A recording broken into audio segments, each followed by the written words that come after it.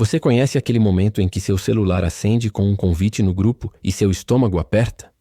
Não porque você odeia essas pessoas, mas porque a ideia de trocar sua roupa confortável, sair do seu ambiente controlado e fingir ter uma energia que você simplesmente não tem parece como se estivessem te pedindo para escalar uma montanha. E aí vem a culpa.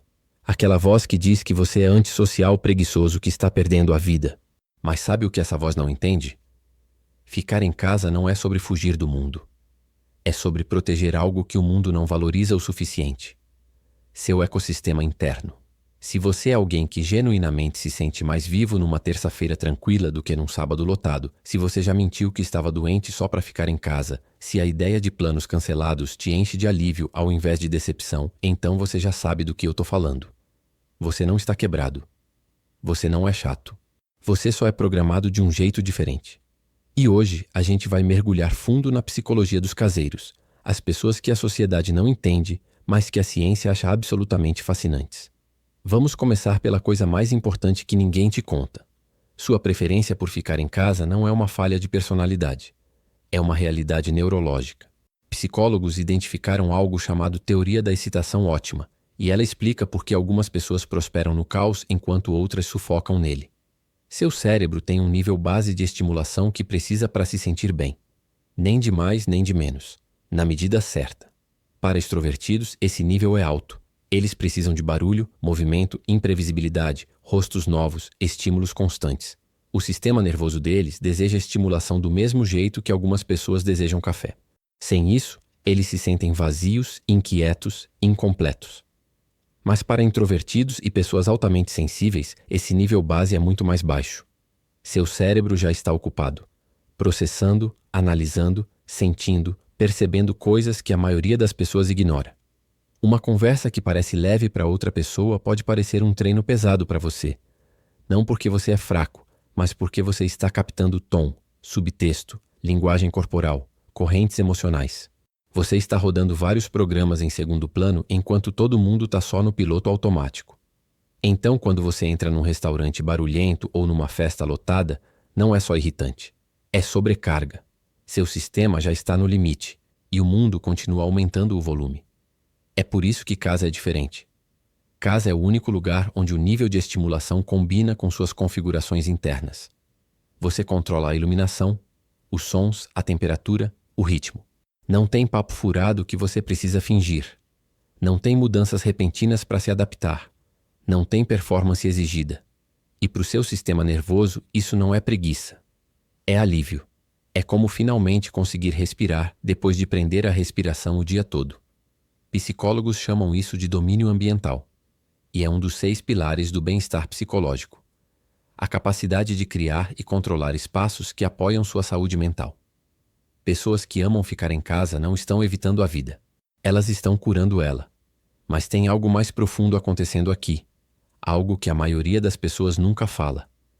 Quando você fica em casa, você não está só evitando superestimulação.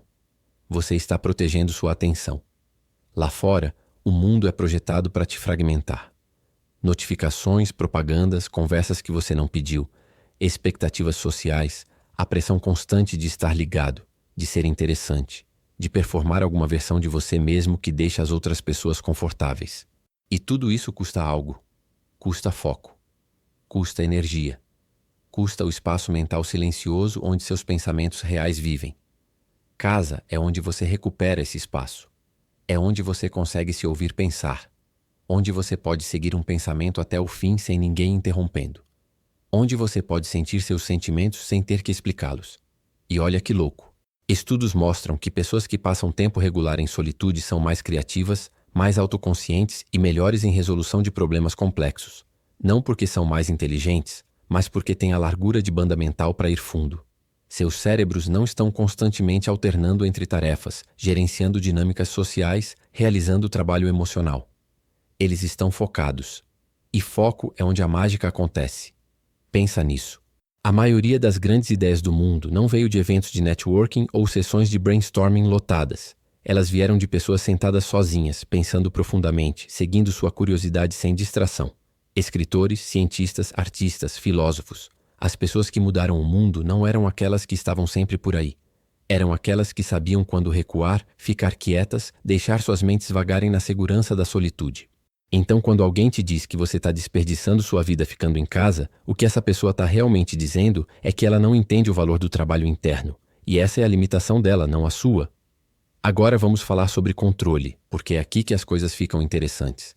Para muita gente que ama ficar em casa, não é só sobre energia ou estimulação. É sobre previsibilidade. Lá fora, o mundo é caos. Planos mudam. Pessoas atrasam. Restaurantes são barulhentos. Sempre tem alguém querendo algo de você. E se você é alguém com ansiedade, alta sensibilidade ou trauma passado, essa imprevisibilidade não é só irritante. É ameaçadora. Seu sistema nervoso aprendeu há muito tempo que o mundo nem sempre é seguro, que as pessoas nem sempre são confiáveis, que você não pode contar com as coisas indo do jeito que deveriam. Então você construiu um santuário. Um lugar onde nada inesperado acontece a menos que você queira. Onde rotinas são sagradas. Onde você sabe exatamente o que esperar. Sua caneca favorita no mesmo lugar toda manhã. Seu cobertor no sofá onde você deixou. A luz entrando pela janela no mesmo ângulo toda a tarde. Essas não são coisas pequenas. São âncoras. São prova de que alguma parte da sua vida é estável, controlável, sua. E para pessoas cujas infâncias foram caóticas, cujos relacionamentos foram instáveis, cujos cérebros são programados para esperar perigo, esse controle não é opcional. É sobrevivência. Mas aqui está a parte complicada. Tem diferença entre ficar em casa porque te preenche e ficar em casa porque sair parece pesado demais. Um é paz. O outro é evitação. E às vezes a linha entre eles fica embaçada. Então se pergunta isso. Quando você fica em casa, você se sente nutrido? Você se sente você mesmo? Você se envolve com coisas que importam para você, que te iluminam, que te fazem sentir vivo? Ou você se sente anestesiado? Você está ficando em casa porque está escolhendo descanso ou porque está se escondendo de algo que tem medo de encarar? É aqui que fica real. Porque para algumas pessoas, ficar em casa não é uma preferência, é um sintoma. Ansiedade social sussurra que todo mundo está te julgando. Depressão diz que não adianta tentar.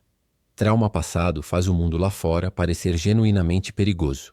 E com o tempo, casa para de ser um refúgio e começa a ser uma jaula. Você quer sair, mas só de pensar seu peito aperta. Você quer conexão, mas o esforço parece impossível. Você não está escolhendo solitude.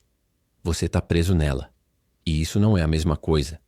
Se isso é você, eu preciso que você ouça isso. Não tem vergonha em lutar. Não tem fraqueza em precisar de ajuda. Mas tem diferença entre honrar suas necessidades e deixar o medo comandar sua vida. E só você sabe qual está acontecendo. Se ficar em casa parece liberdade, continua fazendo. Mas se parece esconderijo, pode ser hora de pedir apoio. Terapia, medicação, pequenos passos em direção à exposição. Não porque você precisa se tornar outra pessoa, mas porque você merece ter escolhas. Você merece ficar em casa quando quiser e sair quando estiver pronto. Não porque tem medo, mas porque é livre. Agora vamos virar o jogo, porque tem outro lado disso que ninguém fala.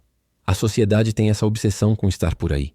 Os influenciadores, as fotos de festa, a cultura do viva sua melhor vida.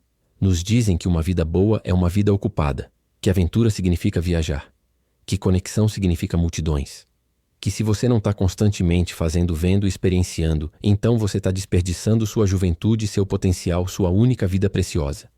E é tudo besteira, porque aqui está-se a verdade. Algumas das vidas mais ricas e significativas são vividas quietamente, em pequenos rituais, em foco profundo, em solitude escolhida. A pessoa que passa seu sábado lendo um livro que ela estava pensando a semana toda não está fazendo menos que a pessoa num festival de música. Ela só está fazendo algo diferente. A pessoa que cancela planos para cozinhar uma refeição lenta, para sentar na sua cadeira favorita, para observar como a luz da tarde se move pela sala, ela não está perdendo nada. Ela está prestando atenção. Ela está vivendo deliberadamente. E isso é raro. A maioria das pessoas está tão ocupada perseguindo experiências que acham que devem querer que nunca param para perguntar o que realmente gostam. Elas vão para festas que não curtem, viajam para lugares que as estressam. Dizem sim para coisas que as drenam porque têm pavor de ficar para trás. Mas ficar para trás do quê? De uma vida que não serve para elas? Pessoas que amam ficar em casa descobriram algo que a maioria passa décadas evitando. Você não precisa viver a versão de vida boa de outra pessoa.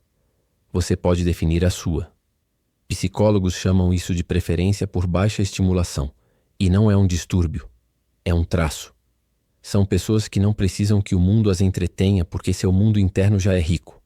Elas pensam profundamente, sentem intensamente, percebem detalhes que a maioria perde. O jeito que o café tem gosto diferente dependendo da hora do dia. O som que a chuva faz em superfícies diferentes. A qualidade específica do silêncio às 3 da manhã. Esses não são prazeres pequenos. Eles são a textura de uma vida totalmente vivida. E se isso soa chato para alguém, é porque essa pessoa nunca aprendeu a estar presente consigo mesma. Tem também isso. Pessoas que ficam muito em casa costumam ser amigos melhores. Não do jeito performático, não do jeito vamos tomar um drink e falar de nada, mas do jeito que realmente importa. Elas escutam. Elas lembram. Elas aparecem quando conta. Porque não estão se espalhando finas por 100 conexões rasas. Estão investindo profundamente nas poucas que importam. Elas não precisam ser vistas com você para provar algo. Elas simplesmente se importam de verdade. E num mundo onde todo mundo está performando conexão, esse tipo de autenticidade é raro. Mas vamos ser honestos sobre outra coisa. Ficar em casa o tempo todo pode se tornar um problema, mesmo que tenha começado como preferência. Humanos são criaturas sociais, até os introvertidos. A gente precisa de algum nível de conexão, algum engajamento com o mundo além das nossas paredes. Não porque temos que provar que somos normais, mas porque isolamento real, bagunça seu cérebro. Seus pensamentos ficam mais altos. Sua ansiedade fica maior. Seu senso de realidade fica mais estreito. Você começa a esquecer que outras pessoas têm mundos internos tão complexos quanto o seu. Você começa a acreditar nas histórias que seu medo te conta. Então, se você está em casa há semanas sem contato significativo, se você está evitando pessoas que realmente se importam, se a ideia de sair te enche de pavor ao invés de só preferência, isso vale examinar. Não com julgamento, mas com curiosidade. Do que você está se protegendo? O que custaria tentar? E o que você poderia ganhar se tentasse? Porque às vezes, a coisa que você mais tem medo é também a coisa que você mais precisa. E isso é aterrorizante e verdadeiro ao mesmo tempo. Aqui está o que eu quero que você entenda. Amar sua casa, precisar de solitude, preferir silêncio ao invés de caos, nada disso te faz menos. Você não está perdendo o mundo real. Você só está experienciando ele diferente. Você não é antissocial. Você é seletivamente social. Você não é chato. Você só não se interessa por coisas que te entediam. E tá tudo bem. Você não deve a ninguém uma explicação de como você recarrega, como você encontra paz, como você escolhe gastar sua única vida selvagem e preciosa. Mas você deve honestidade a si mesmo. Você tá ficando em casa porque te nutre ou porque tem medo do que tem lá fora? Você tá protegendo sua energia ou evitando desconforto? Você tá vivendo intencionalmente ou se escondendo da vida? Só você pode responder isso. E a resposta pode mudar dependendo do dia, da estação, do estado da sua saúde mental. Tá tudo bem também. Você tem permissão para precisar de coisas diferentes em momentos diferentes. Você tem permissão para mudar de ideia. Você tem permissão para ser complicado. Então, se você é alguém que recusa convites sem culpa, que se sente genuinamente feliz num sábado à noite sozinho, que prefere reassistir sua série Conforto pela 10ª vez do que fazer conversa fiada com estranhos, eu te vejo. Você não tá quebrado. Você não tá desperdiçando sua vida. Você só é programado para profundidade ao invés de barulho, para significado ao invés de performance, para riqueza interna ao invés de validação externa. E num mundo que constantemente exige que você seja mais, faça mais, apareça mais, sua capacidade de ficar quieto é um ato de resistência. Me conta nos comentários. Você ama ficar em casa ou você acha que todos nós estamos só arranjando desculpas? E se você quer entender a psicologia mais profunda por trás de por que você é do jeito que é, o próximo vídeo vai mudar como você se vê. Clica nele. Você finalmente vai entender por que sempre se sentiu diferente.